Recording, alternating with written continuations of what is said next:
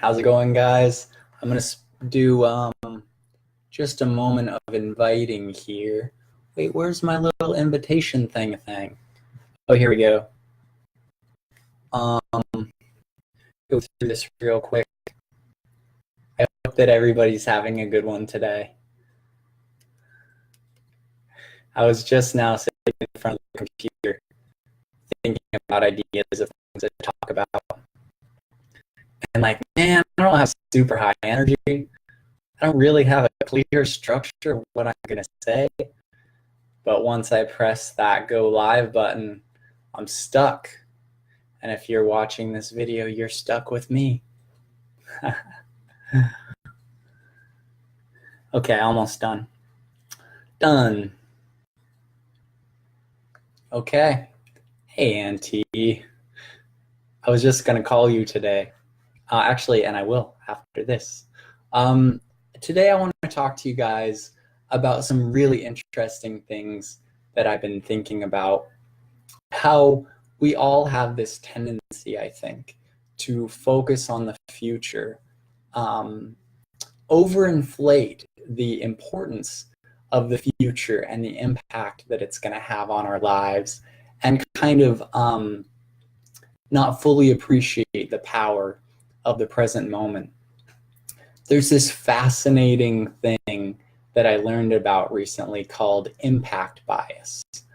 And it's kind of a psychological concept or a phenomenon, how we as humans tend to think that the future is going to impact our levels of happiness far more than it actually does. If I were to say to you that you were going to win the lotto tomorrow, and then I was going to check back in with you 6 months later, I imagine that most people would say, yeah, winning the lotto would significantly affect my level of happiness for months or years to come. If I were to tell you that you were going to become a paraplegic tomorrow, lose the ability to move your legs, most people would say, yeah, that's going to really negatively affect my level of happiness for years to come. Interestingly enough, there's a study done on happiness levels of people who became paraplegics and people who won the lottery 6 months after these things happened. And you know what the results were? Most people's levels of happiness were roughly the same as they were 6 months previous when they had won the lotto or when they had become paraplegics after being healthy. It's crazy, right? So we tend to spend so much time and energy into creating these futures that we think are going to make us happy, trying to avoid futures that we're worried are going to cause us pain, when all along it turns out external events aren't going to change our levels of happiness that much. It's a super fascinating thing. And I kind of just had an interesting realization along the lines of the talk a couple days ago about expectation that I wanted to share with you. The way that I was going about thinking about physical healing for myself, I came to realize is like saying the words, everything is going to be okay. And saying the words, everything is going to be okay, is way better than saying everything's going to shit, it's going down the drain, and all of that, of course, right? But there's something very interesting about those words and that line of thinking that I realized. Saying that everything is going to be okay can at times, and it did for me, have a subtle implication that not everything is okay now, but it will be okay in the future. And what's funny about that is it's not just now that it's not okay, but it will be in the future. It's now, and it's now, and it's now. And how many nows in which it's not okay are there going to be between that magical endpoint in the future, right? Like if I'm waiting for physical healing to happen, believing that I'm not going to be happy until / if that happens. Reality's not okay now, but it will be. Reality's not fucking okay for who knows how long, or maybe it won't be, right? And so it's so fascinating to me, this idea. Now, what's a better approach? A better approach, I've realized, it's much more difficult, but it's something that I'm going to try to embody in my own life, is everything is okay. Everything is okay has an energy, first of all, of acceptance.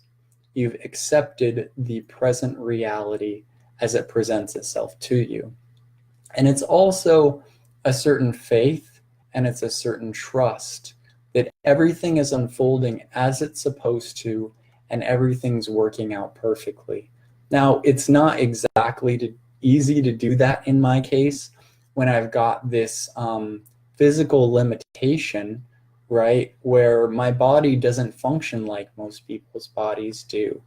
And so it's very easy to say, look, here is the evidence that my reality isn't going the way I want.